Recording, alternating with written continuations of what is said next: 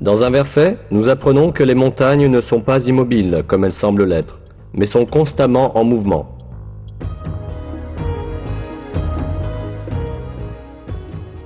Et tu verras les montagnes que tu croyais figées passer comme des nuages. Telle est l'œuvre de Dieu qui a réalisé toutes choses à la perfection. Il est parfaitement informé de ce que vous faites. Ce déplacement des montagnes est causé par le mouvement de l'écorce terrestre sur laquelle elles sont situées. L'écorce terrestre flotte en quelque sorte sur le manteau, qui est plus dense.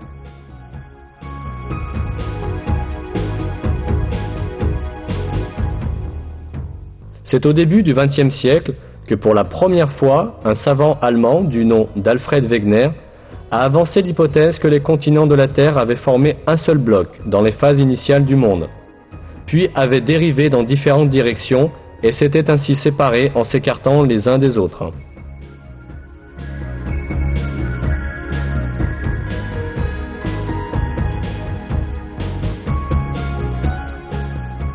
Ce n'est que dans les années 1980, 50 ans après la mort de Wegener, que les géologues ont compris qu'il avait raison.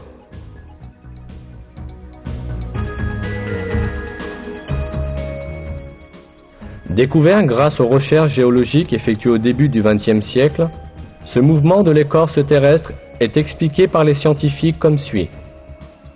On a mesuré la dérive des continents d'1 à 5 cm par an.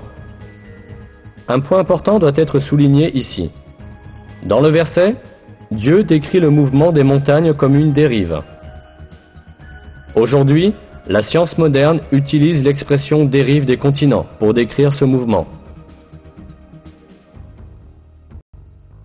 C'est sans aucun doute un des miracles du Coran que ce fait scientifique, qui a été récemment découvert par la science, ait été annoncé dans le Coran.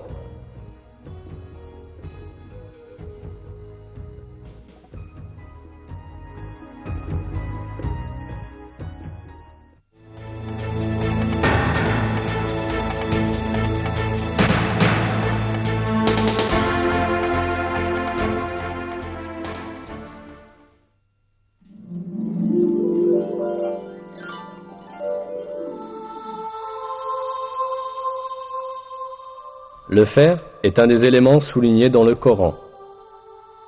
Dans la sourate El-Hadid, c'est-à-dire le fer, nous apprenons: Et nous avons fait descendre le fer, dans lequel se trouve une force redoutable, et des avantages pour les hommes. On pourrait comprendre l'emploi du mot « fait descendre » à propos du fer dans un sens métaphorique, c'est-à-dire qu'il a été mis au service des hommes.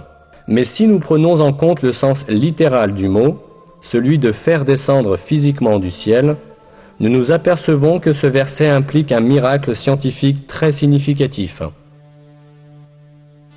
En effet, les découvertes astronomiques modernes ont révélé que le fer qui se trouve dans notre monde provient des étoiles géantes des confins de l'espace. Les métaux lourds de l'univers sont produits par le noyau des grandes étoiles. Notre système solaire, lui, n'a pas la structure nécessaire pour produire le fer à lui tout seul. Le fer ne peut être produit que dans des étoiles beaucoup plus grandes que le Soleil, où la température atteint plusieurs centaines de millions de degrés. Quand la quantité de fer dans une étoile dépasse un certain niveau, l'étoile ne peut plus le supporter et finit par exploser en ce qu'on appelle une nova ou une supernova.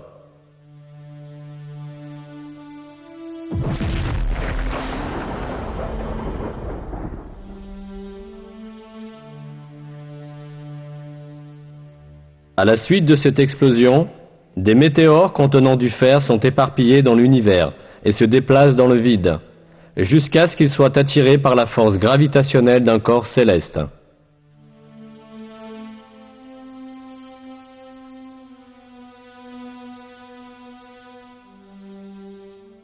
Tout cela montre que le métal ferreux ne s'est pas formé sur la Terre, mais a été transporté dans l'espace par des météores depuis des étoiles en explosion, et est ainsi descendu sur la Terre exactement comme l'affirme le verset. Il est clair que ce fait n'aurait pas pu être connu scientifiquement au 7e siècle, à l'époque de la révélation du Coran.